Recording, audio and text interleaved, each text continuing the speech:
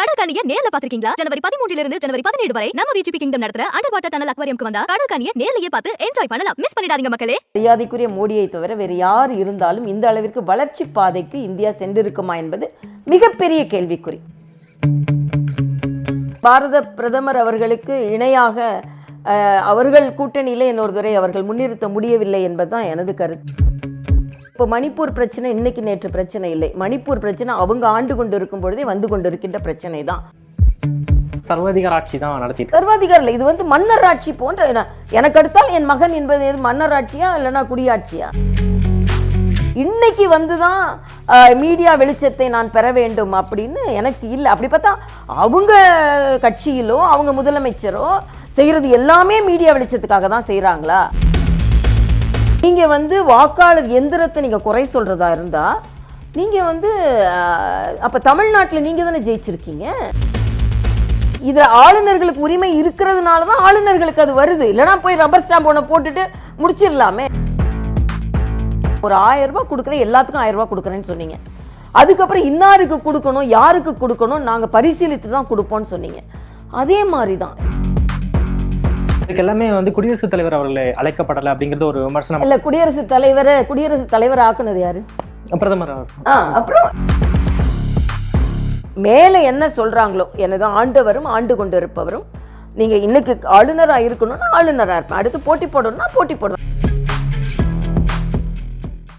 நேயர்களுக்கு வணக்கம். நான் கோபாலகிருஷ்ணன். இன்றைய நேர்காணலில் நாம் பேச இருப்பது திருமதி தமிழிசை சவுந்தரராஜன் அவர்கள், ஆளுநர். மேம் வணக்கம். மேம் நல்லா இருக்கீங்களா? நல்லா இருக்கேப்பா. பிரதமர் மோடி அவர்கள் சொல்லியிருக்காங்க, நான் வரக்கூடிய தேர்தலில் 400 இடங்களில் நம்ம வெற்றி பெறுவோம் அப்படிங்கிற மாதிரி சொல்லியிருக்காங்க. நீங்கள் உங்களுடைய பார்வைப்படி என்னென்ன சவால்கள் இருக்குது பாஜகவுக்கு வரக்கூடிய தேர்தலில்? இல்லை, இது நான் ஆளுநராக இருக்கிறதுனால நான் பாஜகவோட சவால்கள் பற்றி பேச முடியாது. ஆனால் என்னோட அழுத்தமான நம்பிக்கை மரியாதைக்குரிய பாரத பிரதமர் மரியாதைக்குரிய மோடி அவர்கள் மறுபடியும் அறுதி பெரும்பான்மையோடு வருவார்கள், வர வேண்டும். ஏனென்றால் இந்த நாடு கடந்த 10 ஆண்டு காலமாக பல முன்னேற்றங்களை முன்னெடுத்து சென்று கொண்டிருக்கிறது. யார் என்ன விமர்சனம் வைத்தாலும் இதில் நான் உறுதியாக இருக்கிறேன். ஏனென்றால் இந்த 10 ஆண்டுகள் மோடியை தவிர, மரியாதைக்குரிய மோடியை தவிர வேறு யார் இருந்தாலும் இந்த அளவிற்கு வளர்ச்சி பாதைக்கு இந்தியா சென்றிருக்குமா என்பது மிகப்பெரிய கேள்விக்குறி. எதிர்க்கட்சிகள் பல விமர்சனங்களை வைக்கலாம், ஆனால் இது ஒரு சவாலான ஒரு சூழ்நிலை. பன்முகத்தன்மை கொண்ட நாடு, வேற்றுமையில் ஒற்றுமை கண்டு கொண்டிருக்கும் நாடு, பல மொழி, பல கலாச்சாரம், பல பழக்க வழக்கங்கள், பல மாநிலங்கள், பல சவால்கள், இடையில் கரோனா போன்ற மிகப்பெரிய சவால். இவை எல்லாவற்றையும் இன்னும் பல வளர்ச்சி அடைந்த நாடுகள் கூட இந்த கரோனா தாக்கத்திலிருந்து இன்னும் வெளியே வரவில்லை. ஆனால் ஆச்சரியத்தக்க விதத்தில் கரோனா போன்ற கோவிட் சிச்சுவேஷனையும் மிக வேகமாக கடந்து நமக்கு தடுப்பூசி கண்டுபிடித்து, மருந்துகள் கண்டுபிடித்து, அதிலிருந்து வெளியே பொருளாதாரத்தை மீட்டெடுத்து, அதுவும் உலகமே வியந்தது இந்தியாவில் தான் இறப்புகள் அதிகம் என்று இருக்கும் என்று. ஆனால் அதை தடுத்து, இன்னும் சொல்லப்போனால் ஸ்டார்ட் அப்ஸ் என்று சொல்கின்றது, 1 லட்சம் ஸ்டார்ட் அப்ஸ் இப்பொழுது ஆரம்பமாகி இருக்கிறது. இவை எல்லாம் பார்க்கும் பொழுது வளர்ச்சிக்காகவாவது மரியாதைக்குரிய மோடி அவர்கள் மீண்டும் வர வேண்டும் என்பது நமது கருத்தாக இருக்கிறது. வளர்ச்சி பாதையில் இருக்கு அப்படிங்கிற மாதிரி சொல்லியிருந்தீங்க. தமிழ்நாடு காங்கிரஸ் கமிட்டி தலைவர் திரு KS அழகிரி அவர்கள் சமீபத்தில் ஒரு அறிக்கை வெளியிட்டிருந்தாங்க. அதில் ஆண்டுக்கு 2 கோடி இளைஞர்களுக்கு வேலைவாய்ப்பு உருவாக்குவதா பிரதமர் மோடி அவர்கள் தெரிவிச்சிருந்தாங்க. ஆனால் இப்போ 12.5 கோடி பேர் வேலை இழந்திருக்காங்க இந்த கொரோனா சூழ்நிலையில மட்டும். அது போக தொடர்ச்சி அந்த வேலை இழப்புகள் அதிகமாக நடந்துகிட்டு இருக்கு அப்படிங்கிற மாதிரி சொல்றாங்க. இது எப்படி? இல்லை, இது நான் மறுக்கிறேன். ஏன்னா மரியாதைக்குரிய பாரத பிரதமர் அவர்கள் நீங்கள் வேலை தேடுபவர்களாக இருக்கக்கூடாது, வேலை கொடுப்பவர்களாக இருக்க வேண்டும் என்று சொல்கிறார்கள். அதனால தான் அந்த யூனிகார்ன், அதே மாதிரி ஸ்டார்ட் அப்ஸ் அப்படின்றது இதுவரைக்கும் இந்தியாவில் 90,000 ஏறக்குறைய 1 லட்சம் ஸ்டார்ட் அப்ஸ் வந்திருக்குது. இந்த 1 லட்சம் ஸ்டார்ட் அப்ஸ்லையும் இளைஞர்கள் தொழில் முனைவோர்களாக மாறி அவர்கள் பல பேருக்கு வேலை கொடுத்து கொண்டு இருக்கிறார்கள். இன்னும் சொல்லப்போனால் முத்ரா வங்கி திட்டம், இந்த முத்ரா வங்கி திட்டம் என்னென்னா 24 லட்சம் கோடி ரூபாய் இதுவரைக்கும் கடனாக கொடுக்கப்பட்டு இருக்கிறது. ஆக இவர்கள் என்ன இதில் பார்த்தீங்கன்னா இதில் 30% பெண்கள், பட்டியலினத்தை சார்ந்த மக்கள், பழங்குடி மக்கள். ஆக பரவலாக எல்லோருக்குமே தொழில் செய்யும் வாய்ப்பு கிடைத்திருக்கிறது. அது மட்டுமல்ல, இப்போ சமீபத்தில் ஸ்டேட் பேங்க் ஆஃப் இந்தியா ஒரு கணக்கெடுப்பு நடத்தினாங்க. அதில் என்னென்னா மிகப்பெரிய பொருளாதார மாற்றத்தை இந்தியா ஏற்படுத்தி இருக்கிறது. ஏனென்றால் இந்த கோவிட் நேரத்தில் இந்த சிறு வியாபாரிகள், குறு வியாபாரிகள் இருப்பாங்க பாருங்க, இவர்களுக்கு 10,000 to 50,000 வரை கடன் கொடுத்தார்கள். இந்த கடன் கொடுத்ததுனால் அவர்கள் உடனேயே இந்த கரோனா நேரத்தில் இழந்த வேலை வாய்ப்பை அவர்கள் மறுபடியும் பொருளாதாரத்தை மீட்டெடுப்பதற்கு உதவி செய்யுது. இப்போ சமீபத்தில் விக்ஷித் பாரத், அது வளர்ச்சி அடைந்த பாரதம் அப்படின்ற ஒரு நிகழ்ச்சி இந்தியா முழுவதும் நடைபெற்றது. ஆளுநர் என்ற முறையில் நானும் பல நேரங்களில் அந்த நிகழ்ச்சியில் கலந்து கொண்டேன். இதில் பார்த்தீங்கன்னா சுய உதவி குழுக்களுக்கு 10 லட்சம், 15 லட்சம், 40 லட்சம் அவர்கள் தகுதிக்கு ஏற்ப அவர்கள் சின்ன சின்ன தொழிற்சாலைகள் வைத்துக் கொள்ளலாம், பசுமாடு கறவை மாடுகள் வாங்கி கொள்ளலாம், பியூட்டி பார்லர்ஸ் வைத்துக் கொள்ளலாம். ஆக பரவலாக பொருளாதாரம் மீட்டெடுக்கப்பட்டு இருக்கிறது என்பது மட்டுமல்லாமல் அவர்களுக்கே தெரியும், அவங்க ஆட்சியில் தான் இருந்தாங்க, வேலை வாய்ப்பு என்பது எப்படி, இந்த 2 கோடி வேலை வாய்ப்பு என்பது மரியாதைக்குரிய பாரத பிரதமர் அவர்கள் பல வழிகளில் பல திட்டங்கள் மூலமாக ஏற்படுத்தி தந்திருக்கிறார் என்பதைத்தான் நம்ம சொல்ல வேண்டும். அதனால தான் இப்போ உலக பொருளாதார முனையம் என்ன சொல்லி இருக்கிறது என்றால், வேகமாக பொருளாதாரத்தில் வளர்ந்து வரும் நாடாக இந்தியா முதலிடத்தில் இருக்கிறது 6.1%. அடுத்த ஆண்டு என்று பார்த்தீங்களா 6.2% அவர்கள் வளர்ச்சி இருக்கும். அதே இது அமெரிக்கா கூட 4.2, ஆனால் அதுக்கு அடுத்தால் அவங்க குறைஞ்சிருவாங்க, ரஷ்யா குறைஞ்சிருவாங்க, ஜெர்மனி குறைஞ்சிருவாங்க. அதே மாதிரி பொருளாதாரத்தில் 3வது 5வது இடத்துலேருந்து 3வது இடத்திற்கு வந்துவிட்டோம். ஆக இதையெல்லாம் பார்க்கும் பொழுது பரவலாக இந்தியாவில் ஒரு வளர்ச்சி இருக்கிறது. அதனால தான் உலகத்தில் எந்த நாடுக்கு போனாலும் நமக்கு அந்த காலத்தில் நானே ஒரு மருத்துவர், நாங்கள் வேலை நாடுகளுக்கு போகும் பொழுது இந்தியாவிலிருந்து வந்திருக்காருங்க அப்படின்னா ஒரு மதிப்பு கொஞ்சம் குறைவாகத்தான் இருந்தது. ஆனால் இன்று மரியாதைக்குரிய பாரத பிரதமர் ஏற்படுத்தி இருக்கின்ற நல்ல எண்ணத்தில் இந்தியாவின் நம்ம பாரத தேசத்தின் மதிப்பு பல மடங்கு உயர்ந்திருக்கு. இதெல்லாம் நம்ம ஒப்புக்கொண்டு தான் ஆக வேணும்.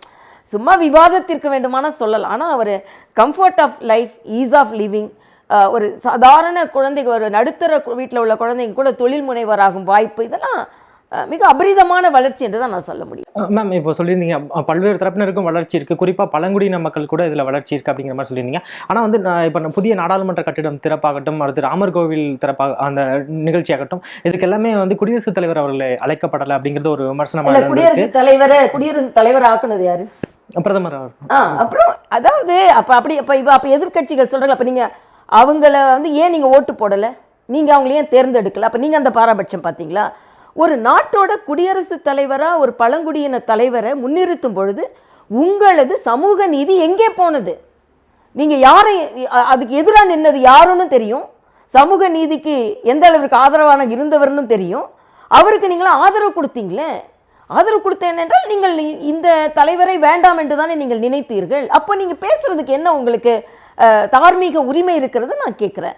அப்போ தேர்ந்தெடுக்கப்பட்டது யார்? அது மட்டும் இல்லை, குடியரசுத் தலைவர் வரும்பொழுது அதற்கென்று ஒரு புரோட்டோகால் இருக்குது. ஃபார் எக்ஸாம்பிள், இப்போ ராமர் கோயிலில் குடியரசுத் தலைவர் அமர்ந்து விட்டார்கள் என்றால் அங்கே பல நடவடிக்கைகள் தடுக்கப்படும். இப்போ நானே கவர்னராக இருந்தால் கூட சில இடங்களில் நான் போனேன்னு வச்சுக்கோங்களேன், அந்த இடத்துல ஒரு அதுக்குன்னு ஒரு புரோட்டோகால் இருக்குது. ஏனென்றால் நாங்கள் 4வது பிரிவோட இசட் பிரிவு பாதுகாப்புள்ளவர்கள். அப்போ அங்கே சாதாரண நடவடிக்கை இருக்கணும், ஒரு பூஜையே நடக்கணும்னு வச்சுக்கோங்களேன், அது நடக்க முடியாது, அது தள்ளி நடக்கணும்னு சொல்லுவாங்க. அதனால அந்த புரோட்டோகால் எல்லாம் இருக்கிறதுனால சில நேரங்களில் அந்த முடிவுகள் எடுக்கலாம்.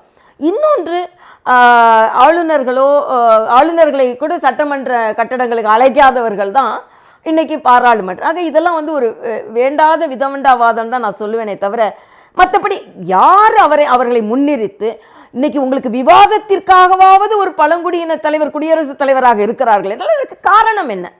இதை நான் அழுத்தமாக சொல்ல விரும்புகிறேன். ராகுல் காந்தி அவர்களுடைய முதல் யாத்திரை மிகப்பெரிய ஒரு தாக்கத்தை ஏற்படுத்தினுச்சு.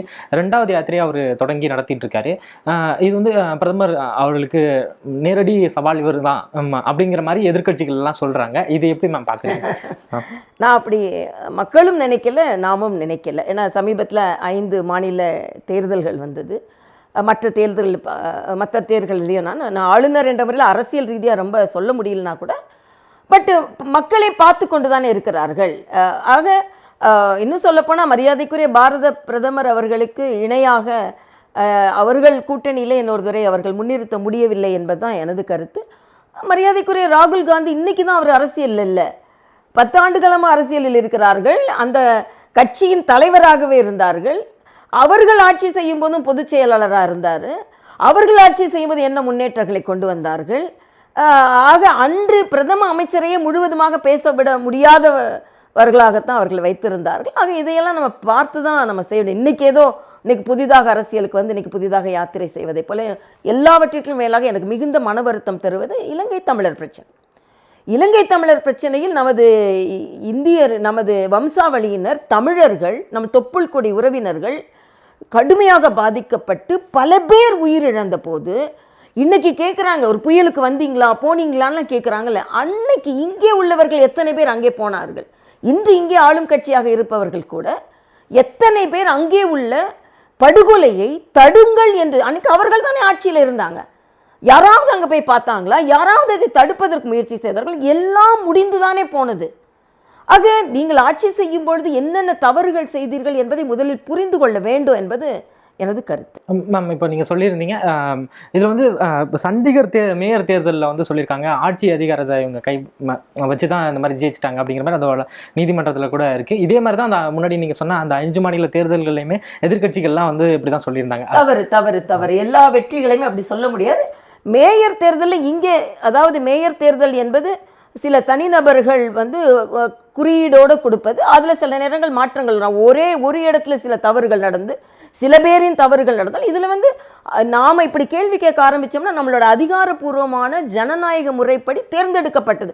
நான் என்ன கேட்குறேன், நீங்கள் வந்து வாக்காளர் எந்திரத்தை நீங்கள் குறை சொல்கிறதா இருந்தால் நீங்கள் வந்து அப்போ தமிழ்நாட்டில் நீங்கள் தானே ஜெயிச்சிருக்கீங்க. இப்போ தமிழ்நாட்டில் ஜெயிச்சதை நீங்கள் இல்லைன்னு சொல்கிறீங்களா? அப்போ ஏன் இது வந்து எனக்கு ரொம்ப ஆச்சரியமாக இருக்குது. அவங்க வெற்றி பெறும் பொழுதெல்லாம் வாக்கு எந்திரங்கள் சரியாக செயல்படும் போதும் மற்றவர்கள் வெற்றி பெறும்போது வாக்கு எந்திரங்கள் சரியாக செயல்படலை என்பதும் தவறான ஒரு கருத்து என்பது எனது கருத்து. சரிங்க மேம், இப்போ இலங்கை விவகாரத்தை சொல்லியிருந்தீங்க. அதே மாதிரி தான் மணிப்பூரில் வந்து அந்த கலவரம் நடக்கும்போது பிரதமர் அவர்கள் இன்னும் போகலை அப்படிங்கிற மாதிரி சொல்லியிருக்காங்க. கார்கே அவர்கள் கூட இப்போ சமீபத்தில் கூட அதை விமர்சனமாக பேசியிருக்காங்க. இன்னும் நீங்கள் ஏன் போகல, இதெல்லாம் பண்ணுறீங்க, ராமர் கோயில் இருக்கீங்க. மணிப்பூர் விஷயத்தில் இப்போ மணிப்பூர் பிரச்சனை இன்னைக்கு நேற்று பிரச்சனை இல்லை. மணிப்பூர் பிரச்சனை அவங்க ஆண்டு கொண்டு இருக்கும் பொழுதே வந்து கொண்டு இருக்கின்ற பிரச்சனை தான். அதில் வந்து உள்துறை அமைச்சர் சென்று அவருக்கான முன்னேற்பாடுகளை எல்லாம் செய்து விட்டார்கள். நான் மறுபடியும் கேட்குறேன், நீங்கள் இலங்கையில் நம் தொப்புள் கொடி உறவினர்கள் போகும்போது நீங்கள் போகலையே. அதனால் அந்தந்த மாநிலத்தில் சில பிரச்சனைகள் வந்தால் அதை வைத்து மட்டுமே அப்படி பார்த்தா வடகிழக்கு மாநிலங்கள் எல்லாம் பாரதிய ஜனதா கட்சி வெற்றி தானே பெற்றது. மரியாதைக்குரிய பாரத பிரதமருக்கு அவர்கள் வாக்குகளை கொடுக்க தானே செஞ்சாங்க.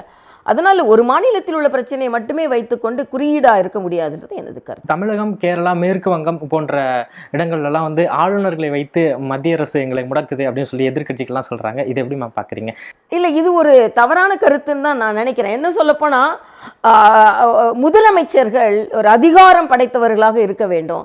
ஆளுநர் அலுவலகத்தை நாம் கொஞ்சம் கூட மதிக்கக்கூடாது என்ற ஒரு சூழ்நிலையில் இருக்கிறார். நான் கேட்குறேன், கேரள ஆளுநர் கருப்பு கொடி காமிக்கிறது, அவங்க போகிற இடத்துலலாம் கலாட்டா பண்ணுறது, அவர் இறங்கி அவர் வந்து ஒரு போராட்டம் செய்ய வேண்டிய ஒரு சூழ்நிலைக்கு அவர் தள்ளப்படுகிறார்.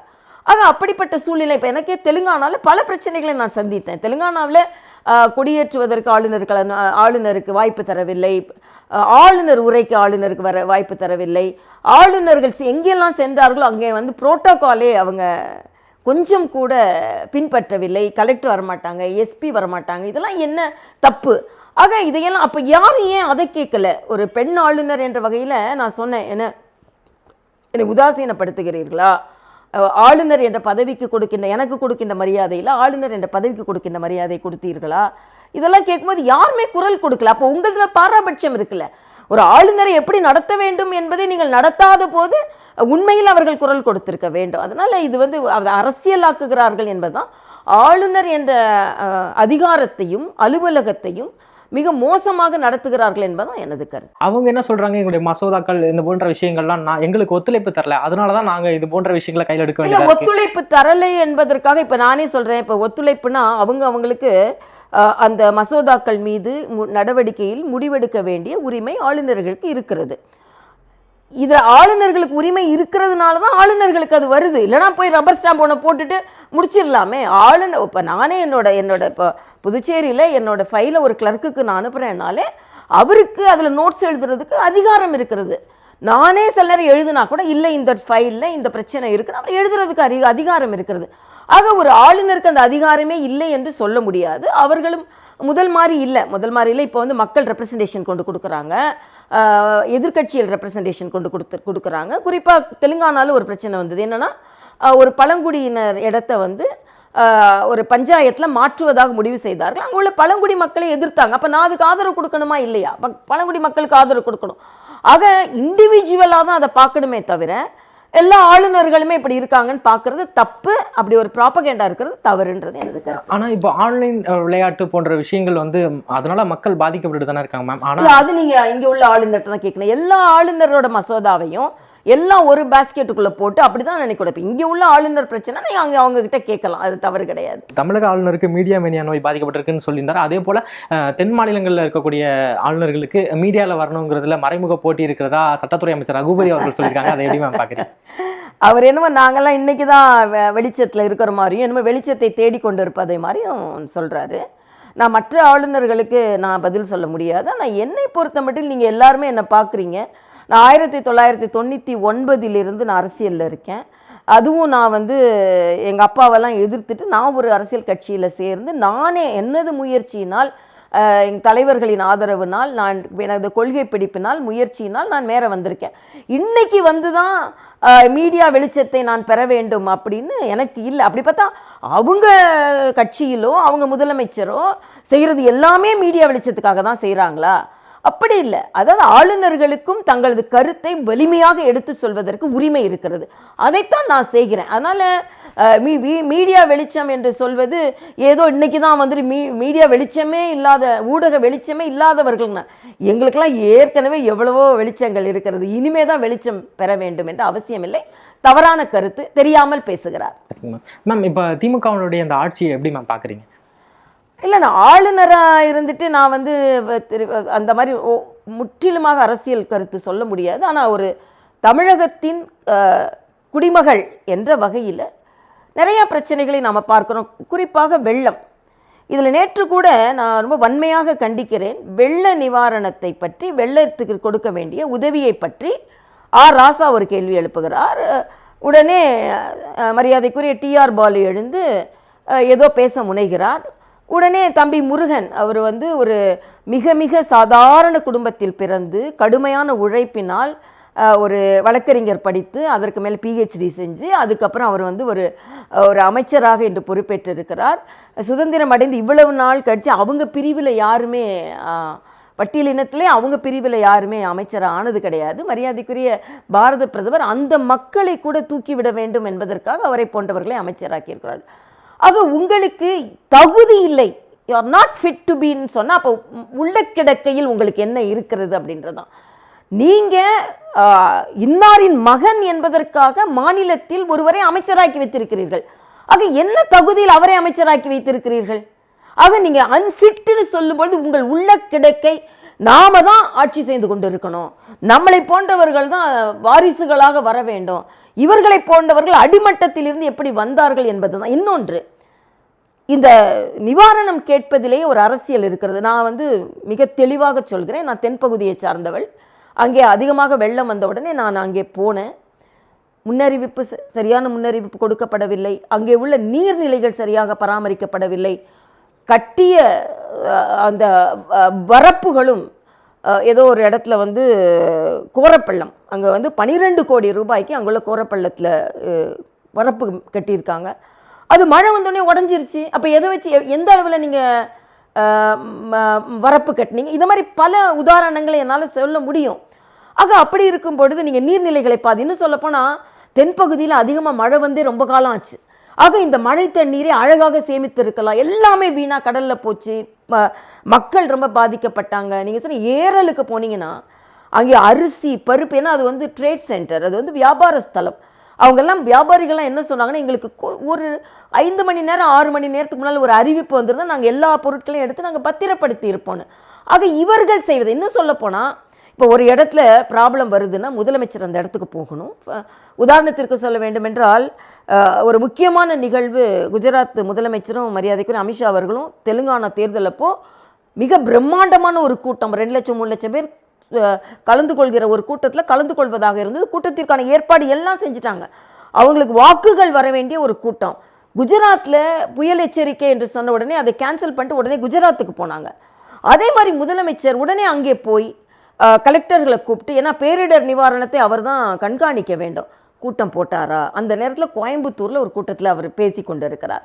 இதைத்தான் நான் கேட்கிறேன். ஏனென்றால் உடனே நீங்கள் அங்கே போயிருந்தீங்கன்னா பல இழப்புகள் தடுக்கப்பட்டு இருக்கும். ஆனால் ரொம்ப சாவகாசமாக 2 நாள் கழித்து போயிட்டு அதுவும் ஒரே 1 மணி நேரமோ 2 மணி நேரமோ சும்மா சுற்றி பார்த்துட்டு, ஆனால் எல்லா பழியும் மத்திய அரசு. ஏன்னா ஸ்டேட் டிசாஸ்டர் ஃபண்டுன்னு ஒன்று இருக்குது, நேஷனல் டிசாஸ்டர் ஃபண்டுன்னு ஒன்று இருக்குது. உங்களுக்கு அவசரமாக எடுக்கிறதுக்கு தான் ஸ்டேட் டிசாஸ்டர் ஃபண்டுன்னு ஒன்று இருக்குது, மாநில பேரிடர் மீட்பு நிதின்னு இருக்குது. நேற்று அதைத்தான் இணையமைச்சர் சொல்லியிருக்கிறார். மரியாதைக்குரிய பாரத பிரதமர் வந்தப்புறம், மோடிஜி அவர்கள் வந்தப்புறம், முதல்ல இழப்புகள் வந்தப்புறம் நாங்கள் ஸ்டேட் டிசாஸ்டர் ஃபண்டை கொடுப்போம். இப்போ ரிசர்வாகவே உங்ககிட்ட மணி இருக்குது.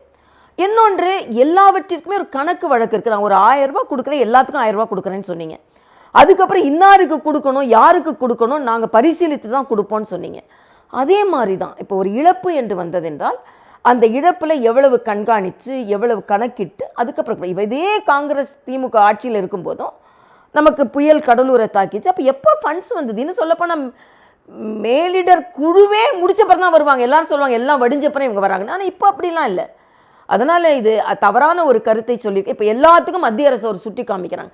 வெள்ளம் இப்போ இங்கே வந்து 4000 கோடிக்கு நீங்கள் கால்வாய் அமைத்திருக்க வேண்டும், மழைநீர் வடிகால் அமைத்திருக்க வேண்டும், அது வடிக்கல. அப்போது நான் பேசிக்காக செய்ய வேண்டியது எதுவும் செய்ய மாட்டேன். இப்போ மழை வெள்ளத்தில் நீங்கள் இந்த அளவு பணம் கொடுங்க அப்படின்னு சொன்னால் அதுக்குன்று ஒரு குறியீடு இருக்கிறது. இப்போ நேற்று கூட ஃபினான்ஸ் மினிஸ்டர் மத்திய நிதி செயலாளர் ஒரு எக்ஸ்பிளனேஷனை கொடுத்தார். ஏனென்றால் தொடர்ந்து தென்பகுதி மக்களும் தென் மாநிலங்களும் பாஜக ஆளுங்கின்ற மாநிலங்களும் தொடர்ந்து நிந்திக்கப்படுகிறது, நிராகரிக்கப்படுகிறது என்ற ஒரு குற்றச்சாட்டை வைத்தாங்க. அப்போ மரியாதைக்குரிய நிர்மலா சீதாராமன் சொல்கிறாங்க, நானே நினச்சி எதுவும் செய்ய முடியாது, மாநிலத்திலிருந்து நிதி குறியீடு எவ்வளவு என்று கணக்கிட்டு சொல்வதை நாங்கள் அப்படியே கொடுக்கிறோம், நான் நினச்சா கூட அதை மாற்ற முடியாது என்று சொல்கிறார்கள். இதான் காங்கிரஸ் ஆட்சி காலத்திலிருந்து திமுக அங்கம் வகித்த ஆட்சி காலத்திலிருந்து இதுதான் முறை. ஆனால் இவங்க வந்து அதை வந்து ஒரு பாராபட்சமாக தொடர்ந்து மத்திய அரசை குறை சொல்லி கொண்டே இருந்தால் அது மக்கள் மனதில் மத்திய அரசிற்கு எதிரான ஒரு எண்ணம் உருவாகும் என்பதை அவர்கள் கொண்டு இருக்கிறார்களே தவிர இங்கே உள்ள பிரச்சனைகள். நான் இன்றைக்கி 1000 ரூபா கொடுக்குறேன், நாங்கள் 2.5 வருஷம் கழிச்சு தானேப்பா கொடுத்தீங்க. நீங்கள் 2.5 வருஷம் கொடுத்து ஒரு 1000 ரூபாய்க்கு உங்களால் கணக்கு கொடுக்க முடியல. அதே இது ஒரு சிஸ்டம்னு ஒன்று இருந்துன்னா மத்திய அரசுக்கும் மாநில அரசுக்கும் சிஸ்டம்னு தான், சிஸ்டம் ஃபாலோ பண்ணப்படுகிறது, அதுதான் வேற ஒன்றும் இல்லை. மேம், எல்முருகன் அவருடைய விவகாரத்தை குறிப்பிட்டு சொன்னீங்க, இவங்களுக்கு அடுத்தவங்க தான் வரணும் அப்படிங்கிற மாதிரி அந்த மனநிலையில் தான் செயல்படுறாங்க அப்படின்னு சொல்லி. இப்போ திரு உதயநிதி ஸ்டாலின் அவர்களை அடுத்த பதவி கொண்டு வரதுக்கான முயற்சிகள்லாம் நடந்துட்டு இருக்கு. இப்போ சமீபத்தில் அந்த மாநாடுலாம் நடத்தியிருக்காங்க. இது எப்படி மேம்? இல்லை, இதுதான் எனக்குள்ள இப்போ நேற்று மரியாதைக்குரிய பாரத பிரதமர் அவர்கள் சொல்லியிருக்கிறார்கள், இந்த வாரிசு அரசியல் என்பது மிக அபாயகரமானது, பல பேருக்கு வாய்ப்புகள் மறுக்கப்படுகிறது. இன்னைக்கு நீங்கள் பார்த்தீங்கன்னா எங்கெங்கெல்லாம் அண்ணன் ஸ்டாலின் படம் இருக்குதோ அங்கே எல்லாத்துலேயும் தம்பி உதயநிதி படம் இருக்குது. இதற்கு இடையில் எவ்வளவு பெரிய தலைவர்கள் இருந்தார்கள், அந்த இயக்கத்தை கொண்டு வருவதில் எவ்வளவு தலைவர்களின் முயற்சி இருந்தது. அப்போ அவ்வளவு பேரின் எதிர்பார்ப்பும் முயற்சியும் நசுக்கப்படுகிறதுன்னு தான் அர்த்தம். அதே இது பாரதிய ஜனதா கட்சியில் ஒரு தொண்டராக இருந்து மேலே வர முடியும். ஆக இதைத்தான் சொல்கிறேன். அப்போது ஒரு வாய்ப்பு என்பது ஒரு அடிமட்டத்திலிருந்து மேலே வரும்பொழுது அவர்களுக்கான பிரச்சனைகள் நன்றாக தெரியும். இந்த வாரிசுகள் என்பது இப்போ மன்னர் ஆட்சிக்கும் ஜனநாயக ஆட்சிக்கும் என்ன மாறுபாடு இன்னைக்கு கேட்குறோம். இப்போ என்ன விதத்தில் இவங்களை நீங்கள் கொண்டு வரீங்க அப்படின்றது இருக்கு இல்லையா? ஆக இதுதான் இப்போது இவரை விட எவ்வளவோ பேர் அதிகாரம் படைத்து அறிவாற்றலால் கடுமையான உழைப்பினால் அந்த இயக்கத்துக்கு வந்திருக்கும் பொழுது இவர்களுக்கு அப்படி டிரான்ஸ்ஃபார்மேஷன் ஆஃப் பவர்ன்றது எப்படி ஒத்துக்கொள்ள முடியும்? ஜனநாயகம் இது, சர்வாதிகாரம் இல்லை, இது வந்து அரசாட்சி கிடையாது, இது வந்து குடியாட்சி. இதைத்தான் நாம் சொல்கிறோம். அப்போ இவங்க வந்து சர்வாதிகார ஆட்சி தான் நடத்தி, சர்வாதிகாரம் இல்லை, இது வந்து மன்னர் ஆட்சி போன்ற. எனக்கு அடுத்தால் என் மகன் என்பது மன்னர் ஆட்சியா இல்லைன்னா குடியாட்சியா? பாஜக கூட்டணியிலேருந்து வெளியே வந்ததுனா அவங்க கூட இருந்ததுனால தான் எங்களுக்கு சிறுபான்மையோட வாக்குலாம் கிடைக்கல, போன தரம் அவங்க அதனால தான் தோத்து போயிட்டோம், இனிமேல் எப்பவுமே கூட்டணியே வைக்க மாட்டோம் அவங்க கூட அப்படின்ட்டு எடப்பாடி டோட்டலா அரசியலான கூட்டணி அரசியல் அதெல்லாம் பேசும்போது நான், ஏன்னா மற்றதெல்லாம் வந்து பொதுமக்கள் பிரச்சனை நான் பேசுறேன். இல்ல மேம், சிறுபான்மையினர் விஷயம் சம்மந்தப்பட்டிருக்கிறதுனால அது இல்ல இல்ல. இப்போ இது வந்து பல பேர் பல விதத்துல வந்து அவங்களோட கருத்தை சொல்லலாம். ஆனா இன்னைக்கு கூட மரியாதைக்குரிய பாரத பிரதமர் அவர்கள் இன்னைக்கு குஜராத்தில் வெற்றி பெறுகிறார்கள், உத்தரப்பிரதேசத்தில் வெற்றி பெறுகிறார்கள், இன்னும் சொல்லப்போனால் இப்போ வடகிழக்கு மாநிலங்களில் வெற்றி பெறுகிறார்கள். குறிப்பிட்ட அளவிற்கு சிறுபான்மை மக்கள் இருக்கிறார்கள். சிறுபான்மை மக்களின் பங்கெடுப்பு இல்லாமல் இத்தனை மாநிலங்களில் வெற்றியே பெற முடியாது. ஆக இது ஒரு மாய பிம்பத்தை ஏற்படுத்தி சிறுபான்மை மக்கள் என்றாலே அவர்கள் மரியாதைக்குரிய மோடி அவர்களுக்கு எதிரானவர்கள் என்ற ஒரு பிம்பத்தை ஏற்படுத்துகிறார்கள். அது யாரா இருந்தாலும் சரியே தவிர சிறுபான்மை மக்களின் பங்களிப்பு இல்லாமல் இத்தனை மாநிலங்களில் வெற்றி பெற முடியாது. எல்லா மாநிலங்களிலும் குறிப்பிட்ட சதவீதத்தில் சிறுபான்மை மக்கள் இருக்கிறார்கள். ஆக இது ஒரு தவறான வாதம் என்பது எனது கருத்து. பாஜக அதிமுக அந்த உறவு பிரிவு எப்படி பாக்குறீங்க? இல்ல, அது நான் இருக்கும்போது அந்த உறவு ஏற்பட்டது. இப்போ ஆளும் கட்சி, இங்கே உள்ள ஆளும் கட்சிக்கு எதிரான ஓட்டுகள் சிதறாமல் இருக்க வேண்டும் என்றால் இவர்கள் இணைந்து இருந்திருக்க வேண்டும் என்பது எனது கருத்து. ஆனா அவங்க இணைந்து இருந்ததுனாலதான் எங்களுக்கு வாக்கே கிடைக்கல. அவங்க 1000 காரணம் சொல்லலாம், பட் யாரை எதிர்க்கிறோன்றது இருக்கு இல்லையா, பிரிந்து போறது நல்லது இல்லைன்றது எனது கருத்து. திரு விஜய் அவர்கள் அரசியல் கட்சி தொடங்கிட்டா சொல்றாரு. அதுல வந்து அவர் சொல்றாரு, சாதி மதம் போன்ற பிளவுவாத கலாச்சாரத்துக்கு எதிராக தான் நான் களமாடுறது. எல்லாரும் அதுக்கு தான் இருக்காங்க. யாரு சாதி மத பிளவை யாரு ஏற்படுத்துறாங்க, சாதி மத பிளவை யார் ஆதரிக்கிறாங்க? எல்லாரும் அதுக்கு தான் இருக்கிறாங்க. யாரானும் சாதி மத பிளவு ஏற்படுத்துறாங்களா? மரியாதைக்குரிய பாரத பிரதமர் என்ன சொல்றாரு, அரசியலமைப்பு சட்டம் தான் எனது புனித நூல்னு சொல்றாரு. உடனே ஏதோ சாதி மதம்னா ஏதோ பாஜக சாதி மதத்தை பார்க்கிறது என்ற ஒரு தோற்று இல்லை.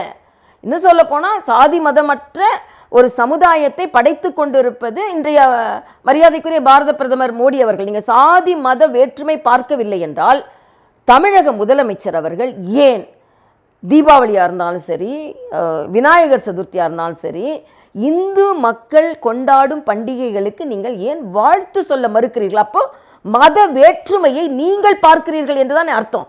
அதே பாரத பிரதமர் எல்லாருக்கும் வாழ்த்து சொல்கிறார். ஆக சாதி மத வேற்றுமை இல்லாத சமுதாயத்தை படைப்பதற்காகத்தான் அனைவரும் வேலை செய்கிறோம். ஆக அதுவும் எனக்கும் அதில் பங்கு இருக்கிறது என்று தம்பி விஜய் சொல்கிறார். அவ்வளவுதான். மேம், இப்போ திரு அண்ணாமலை அவர்களுடைய பயணத்தை எப்படி பார்க்குறீங்க?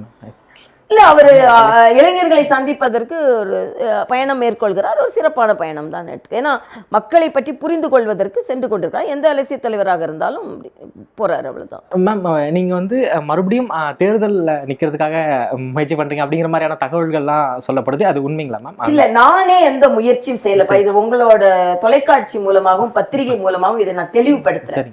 சமீபத்தில் கூட நான் மரியாதைக்குரிய அமித்ஷா அவர்களை சென்று சந்தித்து விட்டு வந்த உடனே நான் சீட் கேட்க தான் போனேன். இன்னும் சொல்ல போனால் நான் பாண்டிச்சேரி சீட் கேட்டேன். அதனால தான் அவர் இல்லை முதலமைச்சரை பாருங்கன்னு சொன்னார். இதில் எள்ளளவும் உண்மை இல்லை. ஓகே, எனக்கு இன்னைக்கு 2 மாநிலத்தின் வேலையை கொடுத்திருக்கிறார்கள். அதை நான் சிறப்பாகவே செய்து வருகிறேன். இன்னும் நான் பெருமையாக சொல்ல வேண்டும் என்றால் இந்தியாவில் வேறு யாருக்கும் ஒரு மாநிலத்தின் ஆளுநர் இன்னொரு மாநிலத்தின் துணைநிலை ஆளுநர் என்ற வாய்ப்பு யாருக்குமே கொடுக்கப்படவில்லை. குறுகிய காலம்தான் நான் புதுச்சேரிக்கு வர வேண்டியிருந்தால் கூட ஏற்கனவே 3 ஆண்டுகளை நான் நிறைவு செய்ய போகிறேன். அதனால் பணி சிறப்பாக இருப்பதனால தான் எங்களை அங்கே வைத்து பணியாற்றுவதற்கு அவர்கள் அனுமதித்திருக்கிறார்கள். இது மிகப்பெரிய வாய்ப்பாக நான் பார்க்கிறேன். ஆனால் எனது விருப்பம் என்று நான் சொன்னேன். அதாவது எனது விருப்பத்தை நான் மறைச்சு சொல்ல முடியாது இல்லையா? இப்போ உங்களோட விருப்பம் என்னன்னா, எனது விருப்பம் மக்கள் பணி. ஆனால் இதையும் நான் மக்கள் பணியாக தான் ஏற்றுக்கொள்கிறேன். எனக்கு புதுச்சேரியும் தெலுங்கானாவும் கிடைத்ததே நான் மிகப்பெரிய வாய்ப்பு. ஏன்னா தெலுங்கானாவில் நான் பல ஏற்பாடுகளை முன்னெடுத்து சென்று கொண்டிருக்கிறேன். உதாரணத்திற்கு பழங்குடி மக்களுக்கு நான் செய்த சேவை, மாணவ சமுதாயத்திற்கு நான் செய்து கொண்டிருக்கும் சேவை, இது அங்கே உள்ள மக்களே 6 கிராமங்களை தத்தெடுத்து அவங்களுக்கு நான் நிறையா பணியாற்றி கொண்டிருக்கேன். அங்கே உள்ள மக்களே அதை பாராட்டுகிறார்கள். புதுச்சேரியில் அரசாங்க பள்ளிகளுக்கு குழந்தைகளுக்கு 10% இடஒதுக்கீடு நீட்டில் கொண்டு வந்ததாக இருக்கட்டும், அரசாங்க பள்ளி குழந்தைகளுக்கு சிபிஎஸ்சி அவங்க இன்னும் படிப்பில் மேலே வரணுன்றதுக்காக அறிமுகப்படுத்தியதாக இருக்கட்டும், பிறந்த பெண் குழந்தைகளுக்கு 50,000 முதலமைச்சரின் 50,000 நிதி ஒதுக்கீடு அந்த நிகழ்ச்சியாக இருக்கட்டும், அதே மாதிரி கேஸில் 300 ரூபாய் மானியம் எந்த மாநிலமும் கொடுக்காத போது கொடுப்பதாக இருக்கட்டும், இதே மாதிரி மக்கள் நலன் சார்ந்த எல்லா திட்டங்களுக்கும் நான் உறுதுணையாக இருக்கிறேன். ஆக தமிழ் பேசும் மக்கள் இருக்கும் ஒரு மாநிலத்தில் இந்த அளவிற்கு நம்மளால் அந்த மாநில அரசு முன்னெடுத்து செல்கின்ற எல்லா நல்ல திட்டங்களுக்கும் நம்மால் உறுதுணையாக இருக்க முடிகிறதே என்ற மிகப்பெரிய நம்பிக்கையில் நான் வைத்திருக்கிறேன். என்னோட பழக்கம் என்னென்னா, நான் போகிற இடத்துல நான் சும்மா இருக்கணும்னு இல்லை. இதெல்லாம் இந்த 10% கொண்டு போகும்போது முதலமைச்சருக்கு அதில் விருப்பம் இருந்தாலும் அதை முன்னெடுத்து சென்று அதை பிரதமர் அலுவலகத்துக்கு எடுத்து சென்று உள்துறை அமைச்சர் அலுவலகத்துக்கு எடுத்து சென்று அந்த அரசாங்க பள்ளி மாணவர்களுக்கு கிடைத்தே ஆக வேண்டும் என்று அதை முன்னெடுத்து சென்றது. இன்னும் சொல்லப்போனால் புதுச்சேரியில் 14 ஆண்டு காலம், இன்றைக்கி இவ்வளோ பேசுகிறாங்க, 14 ஆண்டு காலமாக இடைநிலை பட்ஜெட் தான், இடைக்கால பட்ஜெட். இப்போ நாங்கள் வந்த அப்புறம் தான் 2 முழு பட்ஜெட். அதனால தான் முழுமையான வளர்ச்சி திட்டங்களை கொண்டு வர முடிகிறது. இதெல்லாம் மிகப்பெரிய சாதனை புதுவையில். ஆக அப்படிப்பட்ட சாதனைகளை கொண்டு வந்து கொண்டு இருக்கும்போது இப்போது நர்சிங் கல்லூரி ஆரம்பிச்சிட்டோம். நிறையா வேலை வாய்ப்புகள் உருவாக்கி இருக்கிறோம். நர்சிங், காவல்துறையில் இது மாதிரி 2 லட்சம் ரூபாய் இன்சூரன்ஸ் வந்து எல்லாருக்கும் போடப்பட்டு இருக்கிறது. மத்திய அரசின் திட்டங்கள், ஆயுஷ்மான் பாரத்தாக இருக்கட்டும், இலவச கேஸ் அடுப்பு திட்டமாக இருக்கட்டும், எல்லா மக்களுக்கும் எடுத்து செல்லப்பட்டு இருக்கிறது. இதற்கெல்லாம் நான் ஒரு சின்ன உதவியாக இருந்திருக்கிறேன் என்று நினைக்கும்போது எனக்கு மகிழ்ச்சியாக இருக்குது. எனது ஆதங்கம் என்ன என்றால், ஒரு ஆளுநராக நேரடி மக்களுக்கு தொடர்பு இல்லாத போதே நம்மளால் இவ்வளவு செய்ய முடிகிறது என்றால், நேரடி தொடர்புக்கு நமக்கு வாய்ப்பு இருந்தது என்றால் நாம் எவ்வளவு செய்திருப்போம் அப்படின்றதை மக்கள் உணர வேண்டும் என்பதான் எனது கருத்து. அதனால் எனது விருப்பம் இதுன்னு சொல்கிறேனே தவிர, இல்லை நான் போட்டி போடுவேன் நான் சொல்லலை. எனது விருப்பம் இதுன்னு நான் சொன்ன உடனே இல்லை உடனே எல்லாத்தையும் தூக்கி போட்டு போட்டி போட நினைக்கிறார் என்பதோ, மேலே என்ன சொல்கிறாங்களோ, எனது ஆண்டவரும் ஆண்டு கொண்டு இருப்பவரும், நீங்கள் இன்னைக்கு ஆளுநராக இருக்கணும்னா ஆளுநராக இருப்பேன், அடுத்து போட்டி போடணும்னா போட்டி போடுவேன். அது எல்லாமே அவர்கள் கையில் தான் இருக்குது. ஆனால் நான் என்னோட சரித்திரத்தில் இதுவரைக்கும் அது வந்து நான் தேசிய செயலாளர் ஆனது, மாநில பொதுச் செயலாளர் ஆனதும் சரி, மாநில தலைவர் ஆனதும் சரி, தேசிய செயலாளர் ஆனதும் சரி, கவர்னர் ஆனதும் சரி, நானாக போய் எனக்கு இது வேணும்னு என்னோட இயக்கத்தில் நான் கேட்டதே இல்லை. நான் அந்த இயக்கத்திற்கு பெருமையாக நான் மிகவும் வணக்கத்திற்குரியவளாக இருப்பேன். ஏனென்றால் எல்லாமே எனது திறமையை பார்த்து கொடுக்கப்பட்டது தான். 3 வருடம் தலைவராக இருந்தவர்கள் இருக்கிறார்கள். ஆனால் தொடர்ந்து 5.5 வருடம் தலைவராக இருந்து பாஜகவிலேயே அதிக தலைவர் நேரம், ஏன்னா என்ன போட்ட நாள்லேருந்து இவங்களை மாற்றிடுவாங்கன்னு சொல்லிட்டு இருந்தாங்க. ஆனால் அதிக நாட்கள் தலைவராக இருந்தது நான் தான். சவாலான சூழ்நிலையில் இயக்கத்தை எடுத்து சென்றேன் என்பதில் பெரிய தலைவர்களுக்கு என் மீது மரியாதையும் மதிப்பும் இருக்கிறது. அதனால் நானே எதுவும் கேட்டதில்லை. எனக்கு என்னது பணி இந்த நிமிடம் வரைக்கும் நான் செய்து கொண்டிருப்பேன். அது சிறப்பாக செய்வேன், கடுமையாக உழைப்பேன். நான் வந்து 24/7 பர்சன். நான் மருத்துவராக இருக்கும்போது அப்படி தான், அரசியல்வாதி இருக்கும்போது அப்படி தான், ஆளுநராக இருக்கும்போது அப்படி தான். அது எல்லாருக்குமே தெரியும். கடவுள் எனக்கு அந்த சக்தியை கொடுத்திருக்கிறார். ஆக இப்போ என் பணி நான் இது வரைக்கும் எதுவுமே கேட்டதில்லை, அதே மாதிரி இப்போ நான் கேட்க போவதில்லை. ஆனால் எனக்கு அந்த ஆணை வந்ததென்றால் நான் அதை அடியேற்று நான் பணியாற்றுவேன் என்பது தான். சரிங்கம்மா, நன்றிங்கம்மா. எவ்வளோ நேரம் எங்களுக்காக டைம் கொடுத்து பேசுனதுக்கு ரொம்ப நன்றி. நன்றிப்பா, அந்த வாய்ப்பை கொடுத்தவங்களுக்கு நன்றி. கடல் கண்ணியை நேர்ல பாத்திருக்கீங்களா? ஜனவரி 13 ஜனவரி 17 வரை நம்ம விஜிபி கிங்டம் நடத்துற அண்டர் வாட்டர் டனல் அக்வாரியம்க்கு வந்தா கடல் கண்ணியை நேர்லயே பார்த்து என்ஜாய் பண்ணலாம். Be enchanted by a real life mermaid at India's largest underwater aquarium. Miss பண்ணிடாதீங்க மக்களே. உலகம் ரொம்ப வேகமா போய்கிட்டு இருக்கு. நம்ம அப்டேட் ஆகலைன்னா, நம்மளை சுத்தி என்ன நடக்குதுன்னு நம்ம தெரிஞ்சுக்கலன்னா காணாம போயிடுவோம். அரசியல், சினிமா, முதலீடு, ஆன்மீகம், விவசாயம் உள்ளிட்ட அனைத்தையும் விரல் நுனியில தெரிஞ்சுக்க விகடன் ஆப்பை டவுன்லோட் பண்ணுங்க. விகடன் டிஜிட்டல் இதழில் சப்ஸ்கிரைப் பண்ணுங்க. லிங்க் டிஸ்கிரிப்ஷன்ல இருக்கு. நன்றி.